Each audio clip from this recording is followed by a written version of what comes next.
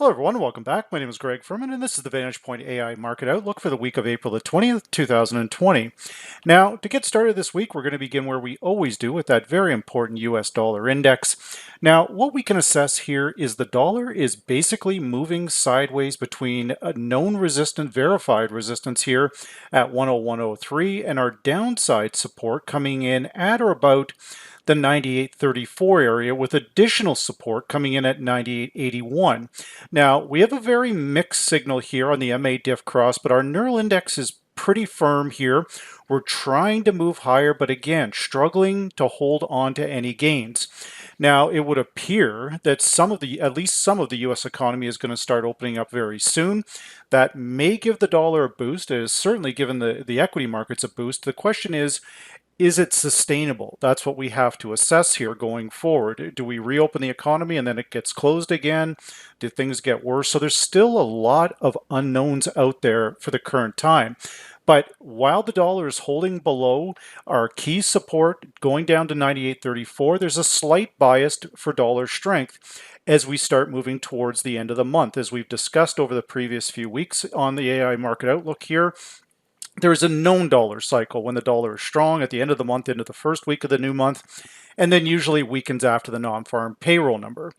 Now, the boost in the equity markets has been quite strong over the last several days, but again, this move was forecasted long before it started moving up. We can see that our triple EMA cross started back here on April the 6th. A lot of people, including myself, were not overly supportive of this move up in the equity markets, but it continues to hold gains. Now, when we look at where we are from the high, considering everything that's happened here, the S&P 500 is still showing some very strong resilience here, to say the least. So the question now is it a buy the rumor, sell the fact?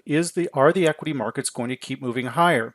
Now, our neural index is very mixed. We are in heavily overbought territory, but that doesn't mean it can't go higher.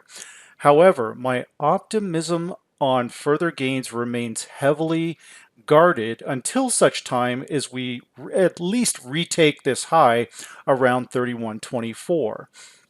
Now, in this, after the announcement that some of the economy is going to start taking steps to reopen, that obviously had a very negative effect on gold. Now, we can see this verified resistance up here very strong, but the one thing I've noticed as of late is that gold and the S&P 500 have been moving up, more or less up and down together, ever since things started to worsen with the COVID virus. So when that started to happen, you saw money trying to keep the equity markets propped up, but the real money also going into gold. So for this coming week, 1680 is going to be a big week, whether it can hold. We have a medium term crossing our long-term predicted difference with the neural index, which suggests we have more downside ahead on gold. However, remember guys, that we still need to see where we go from here in the current situation with the COVID virus.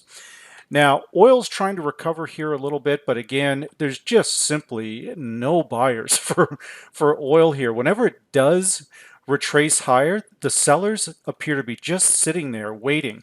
Now, somewhat shocking that oil was actually breaking down below $20 a barrel this past week. So again, still not a lot of demand for oil, even with some of the economies starting to turn around and open back up. So we're going to have to wait and see on this one. But either way, I would anticipate that oil would recover if we actually have a summer driving season this coming year. Now, as we move into a number of our different Forex pairs for next week, the euro is now, again, all front and center here, guys. We can see that the euro is backing off any rally here. We moved higher, but then as the S&P started to recover, that old correlation came back with a vengeance, didn't it? And it pushed the euro back down. So we saw the euro strength and then back off. This coming week, 109.16 is our key level, but my concern here is that we have a very, very mixed signal around the zero line on the predicted differences. The neural index has been spot on from the time it called it to the upside to the time it called it to the downside. So even if we're just looking at the neural index, it's telling us for now that as long as we're below this T-cross long, this key pivot area at 109.16, and the neural index is red, and not green, we would prefer to sell into rallies. And again, this is all going towards that dollar strength. The U.S. potentially coming out of lockdown, so we'll continue to monitor it. But right now, again, you can always use the additional level. This is something that I teach in the VantagePoint live training room here with using just the blue line by itself. 109.92, so 108.92, excuse me. So we know where the resistance is here, guys. 108.92, 109.16. We're sitting right on that level. If we can stay above this blue line for 2 days in a row, then the euro may have a chance of actually moving higher. Now, as we move into the counter pair to the euro US, which of course is the US Swiss franc, we've got critical resistance at 96.94. This pair has been all tangled up in the VantagePoint key pivot areas pretty much the entire week. Decent longs, but also very good shorts off this particular area. The neural index has gone from green to red, and our RSI is pointing down.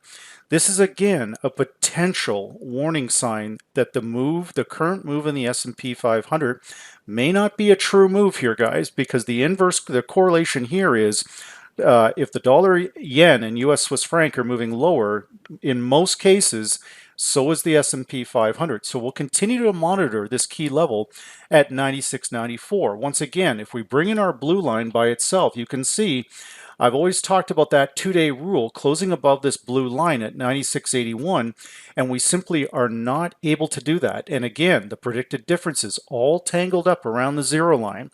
We want to get a good confirmation of which direction this is going to move, and we likely will not get that until Tuesday. So be very careful with that particular pair. Now, as we look at the pound dollar this week, we've had both good buying and selling here. Right now, the neural index is turning green. We're holding on to that VantagePoint key level at 124.14. Longs carry a slight edge here while above that particular level. Now, once again, if we look at our blue line by itself, you can see that it actually isn't as bullish as maybe as what it looks. We've closed below this level 1 or 2 days, but not in a row. So we're going to continue to monitor. But right now, there is a slight bias to the downside as we move in towards the end of the month. We know the dollar gets stronger. And again, if we look at this particular verified resistance high, 126.46. Here's my advice on this one. It's free advice, guys. Be careful with this one and US Canada on Mondays, because what's often happened is they make a big move up or down on Monday and then they just completely reverse on Tuesday. So if the pound dollar makes a big run up to 126.42 on Monday, the probability is it's going to reverse lower. So again, be very cautious with that and watch these key VantagePoint pivot levels. Now, when we look at the dollar yen has had a pretty decent week. Shorts still carried the shorts were still the far better play here. But again, when the equities turned around, the dollar yen turned around. So just remember that in your trading, guys, that if the dollar yen will literally follow the S&P 500 up and down. So as the S&P recovers, so does the dollar yen. But you'll notice where it recovered off a very identifiable, verified support zone coming in at 106.93. So for now, we remain basically deadlocked between the VantagePoint T-cross long at 108.07. We've got the additional verified resistance at 109.38 and very strong support at 106.93. A break on either side of that level will then in turn show us the real move. In my respectful opinion, we will get that when the equity markets make a final decision whether they're going to recover or whether they're going to sell off again. Now, as we move into the US-Canadian pair, once again, the Canadian economy is really taking a hit with the lockdown that's still in effect now until May the 12th. So that's not overly positive for the Canadian dollar.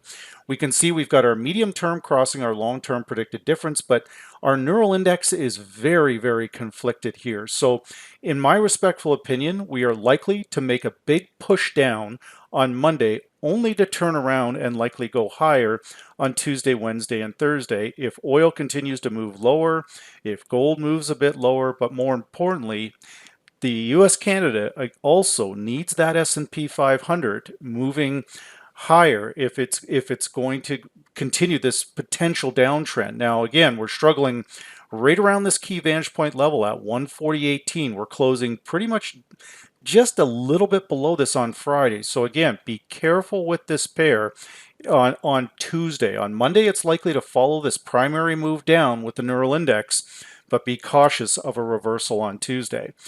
Now, with the Aussie and the New Zealand, both of these currencies have come around, but again, they're feeding off of a couple of different things. The Aussie feeds off of gold, it feeds off of the metals, but it also feeds off the S&P 500. If the global equity markets start to recover, that's likely to help the Aussie dollar, but if they don't, it could be going lower. Now again, we've got a very mixed signal here. The medium term crossing the long-term predicted difference. This appears to have been just a retracement back to the key vantage point level, our T-cross long at 62.32. But again, we need to hold above this level. When we click on our F8 on this particular pair, you can see that we're really struggling to hold above this key vantage point level. Now, this is again something that I've taught on a weekly basis in the Vantage Point Live training room, where we use this blue line as a daily pivot area to buy and sell from. We also use it to gauge the strength of a pair or the weakness of our pair. You can see that once we break this predicted moving average and we close below it, the market is in constant contact with it every day thereafter until it starts to reverse again. So we'll watch this one very closely, but as you can see, we are starting to really struggle here. That high around 64.44 is still a reasonable level to attempt shorts. The same thing would apply to New Zealand. Once again, a lot of people, just to clarify, they feel that they're different pairs, but really the Aussie and the New Zealand US, it's the exact same trade almost here, guys. So just keep that in mind. Don't go long on one and short on the other or something like that, because it doesn't make a whole lot of sense, right? It's the same trade. So when we look at the Aussie, we've got the same setup here. It's trying to recover. If we look at the blue line by itself, that predicted moving average, we actually do have 2 days that we've crossed below this particular blue line, and we have very identifiable verified resistance, again, just up here above the 61 level. So could be a very good short here, guys. We just have to let this thing progress a bit. Well, the one thing I've noticed about the markets, particularly over the last several years, is that whatever happens on Monday, the exact opposite happens on Tuesday. So with that said, this is the Vantage Point AI Market Outlook for the week of April the 20th, 2020.